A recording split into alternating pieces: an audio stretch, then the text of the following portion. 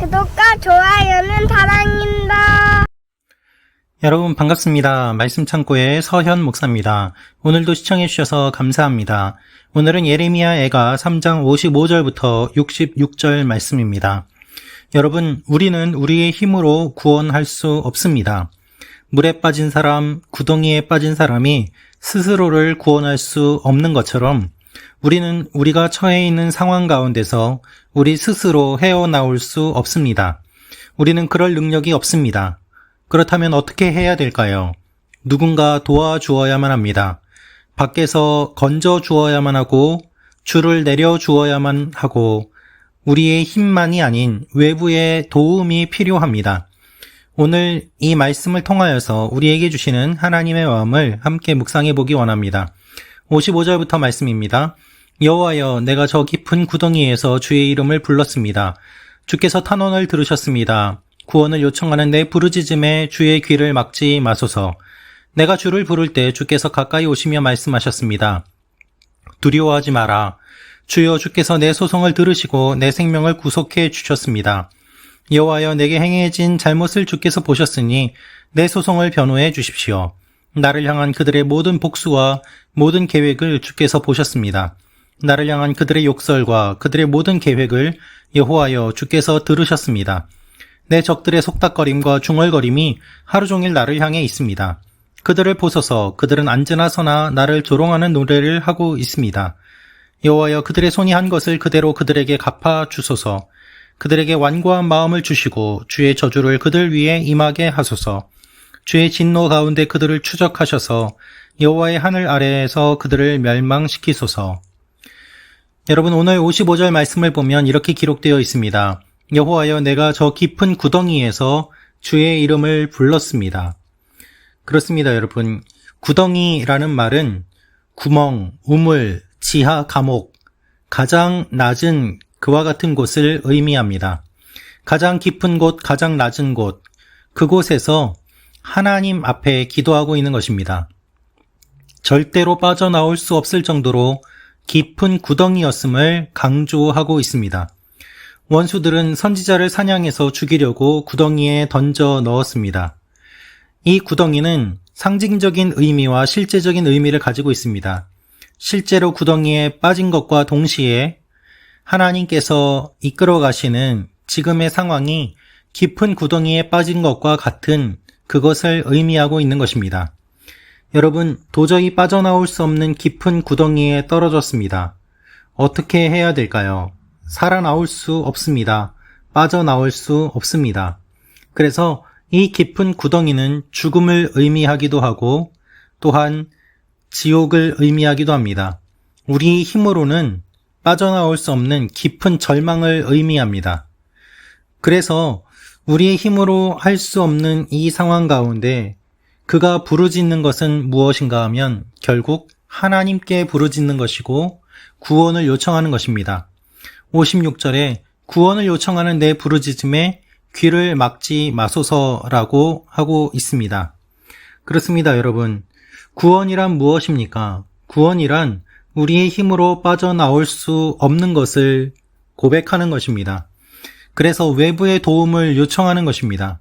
나의 힘으로는 빠져나올 수 없기 때문에 외부의 도움이 필요하고 무엇보다도 하나님께서 우리를 건져주시지 않으면 빠져나올 수 없는 그 상황을 바로 구원을 갈망하는 상황인 것이죠. 로마서도 이와 같은 이야기를 하고 있습니다. 누가 이 사망의 몸에서 나를 건져내랴. 여러분, 이때에 바울이 깨달은 것은 예수 그리스도께서 그 일을 하신다는 것이고 주님이 우리를 건져주신다는 이 복음의 정수를 표출하는 것이었습니다. 우리의 힘으로는 구원할 수 없습니다. 스스로를 구원할 수 없습니다. 그런데 많은 사람들이 착각합니다. 지혜와 지식과 경험과 물질과 명예와 권력을 가지고 스스로를 지키고 구원할 수 있다고 착각하는 것이죠. 하지만 그것은 우리를 지켜주지 못하고 구원해주지 못합니다.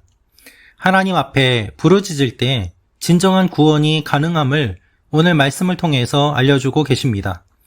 여러분, 우리는 어려움과 절망에 처하게 되면 하나님을 찾고 부르는 것을 잊어버리곤 합니다. 불평과 원망은 하지만 기도는 하지 않습니다. 그런데 오늘 말씀을 보면 하나님 앞에 기도합니다. 그리고 하나님의 도움을 구합니다. 그때 어떤 일이 일어날까요? 하나님께서 가까이 오시며 말씀하십니다. 두려워하지 말라는 것입니다. 여러분, 그렇습니다. 하나님이 우리가 기도할 때 오십니다. 지금까지 고통받았던 이유는 무엇입니까? 기도해도 하나님이 안 계시는 것처럼 느껴지는 것입니다. 하나님과 무관하다고 여겨지는 것입니다. 그런데 기도할 때 드디어 하나님이 반응하시고 하나님이 가까이 오십니다. 그리고 말씀하십니다. 두려워하지 말라는 것이죠. 두려워하지 마라. 이 메시지가 우리에게 주시는 가장 큰 위로의 메시지입니다. 여러분, 두려워하지 말라는 것은 우리가 하나님께로 나아갈 수 있는 길이 열렸음을 의미합니다. 하나님의 마음이 풀어지셨음을 의미합니다. 하나님이 길을 열어주시고 마음을 풀어주시고 이제는 회복이 시작되고 주님이 우리를 위로하시는 그 의미가 이 한마디에 담겨 있는 것입니다. 두려워하지 마라. 여러분, 혹시 자녀를 혼내보신 적이 있습니까?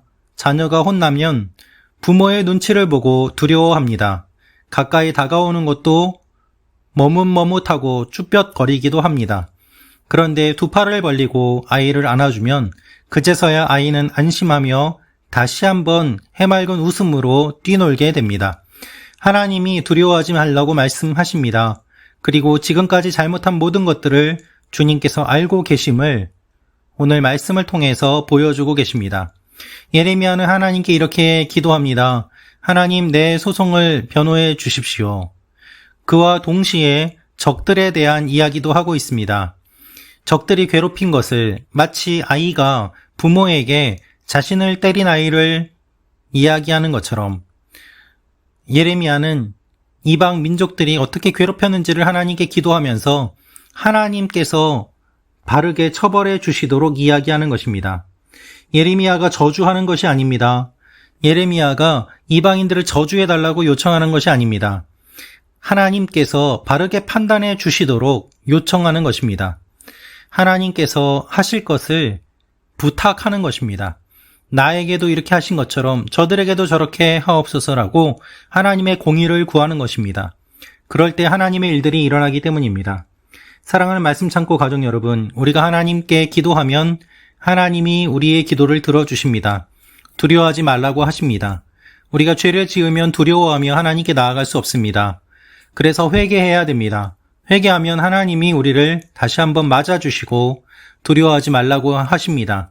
관계가 회복됩니다. 그리고 살아납니다. 오늘 여러분의 삶 가운데 그와 같은 일들이 일어나길 원합니다. 주님께서 여러분을 붙잡아 주실 것입니다. 다시 한번 회복시켜 주시고 여러분을 괴롭힌 대적들에게도 하나님께서 공의롭게 모든 일들을 판단하고 심판하실 것입니다. 오늘 이 기도는 결국에는 이루어졌습니다. 하나님께서 모든 것을 아시고 25년 뒤에 바벨론이 페르시아의 고레스 왕에게 파괴됨으로써 이 기도는 이루어졌습니다. 하나님 앞에 드리는 기도가 모두 다 이루어질 것을 믿습니다. 기도하겠습니다. 살아계신 아버지 하나님, 우리가 하나님께 기도합니다. 우리를 받아주시고 두려워하지 말라고 위로하여 주시고 회복시켜 주시고 우리의 대적들의 잘못들을 주님 갚아 주옵소서. 예수님의 이름으로 기도합니다. 아멘.